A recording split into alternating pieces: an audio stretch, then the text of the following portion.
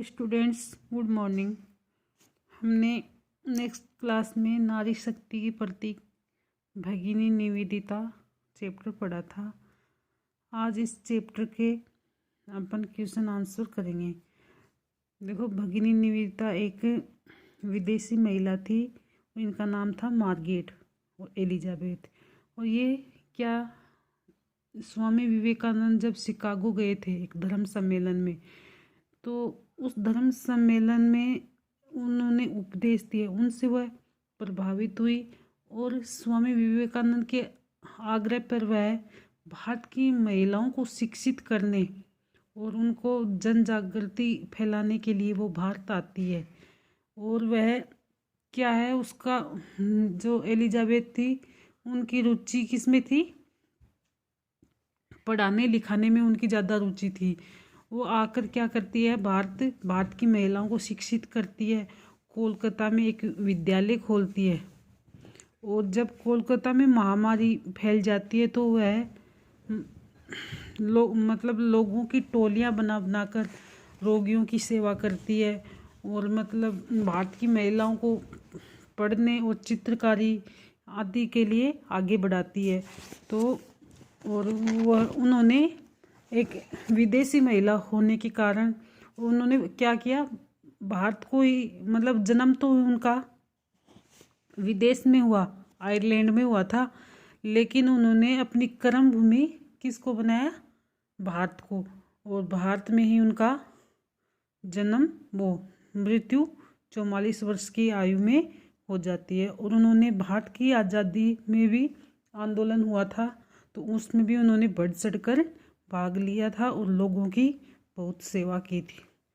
तो आज ये पाठ का सारांश है। मैंने आपको ये पाठ ऑनलाइन क्लास में भी पढ़ा दिया था, आज थोड़ा सारांश बता रही हूँ। अब अपन इस पाठ के क्वेश्चन आंसर करेंगे, तो ध्यान से सुनना बच्चों। देखो, इसमें पहला क्वेश्चन है, मार्गरेट का पूरा नाम क्या था? मार्गरेट का पूरा नाम क्या था?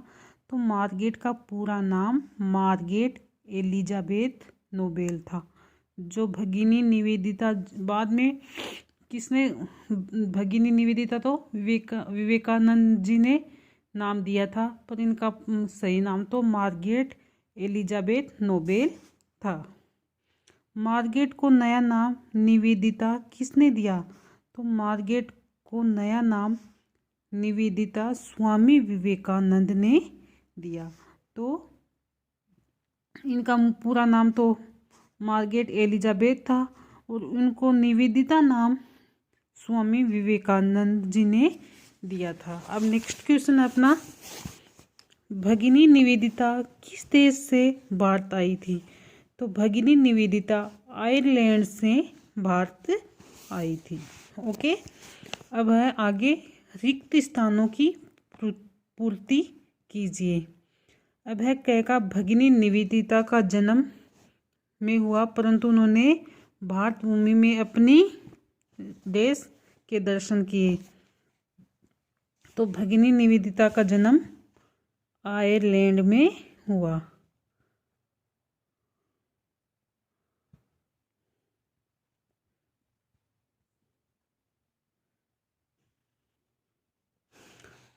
परंतु उन्होंने भारत भूमि में अपनी मातृभूमि के दर्शन किए। मातृभूमि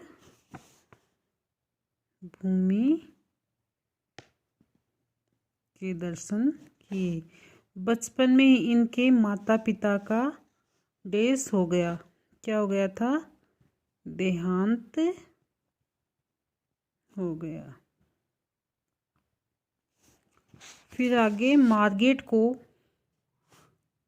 किसका कार्य अच्छा लगता था? तो मार्गरेट को शिक्षण का कार्य अच्छा लगता था। शिक्षण मतलब पढ़ाने का, पढ़ने और पढ़ाने का कार्य बहुत अच्छा लगता था। ओके स्टूडेंट्स, अब आगे है आपका सही उत्तर का क्रमाक्षर छांटकर कोष्टक में लिखिए। 17 वर्ष की उम्र में भगिनी निवेदिता ने कार्य प्रारंभ किया था।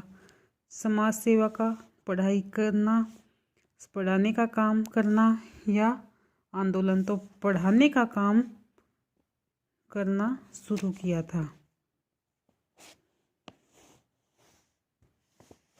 अब है स्वामी विवेकानंद ने ख्याति अर्जित की भारतीय सम्मेलन में, विदेशी सम्मेलन में, शिकागो के विश्व धर्म सम्मेलन में या राष्ट्रीय सम्मेलन में।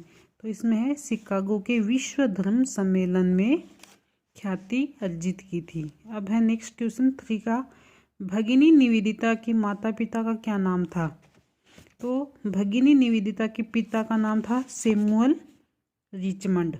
सैमुअल रिचमंड नोबेल इनके पिता का नाम था निवेदिता के।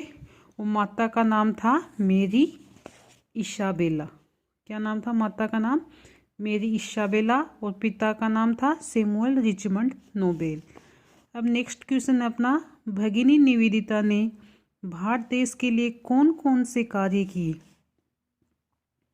तो इसका आंसर है भगिनी निवेदिता ने भारत देश के लिए कई कार्य किए। कुछ इस प्रकार हैं, स्वामी विवेकानंद के उपदेशों को जन जन तक पहुंचाने के साथ साथ कलकत्ता में लड़कियों का एक स्कूल आरंभ किया। स्वामी विवेकानंद के उपदेशों को जन जन तक पहुंचाने के साथ साथ कलकत्ता में लड़कियों का एक स्कूल या विद्यालय आरंभ किया। कलकत्ता में महामारी के समय रोगियों की सेवा की। अंग्रेजों की नीतियों का विरोध किया।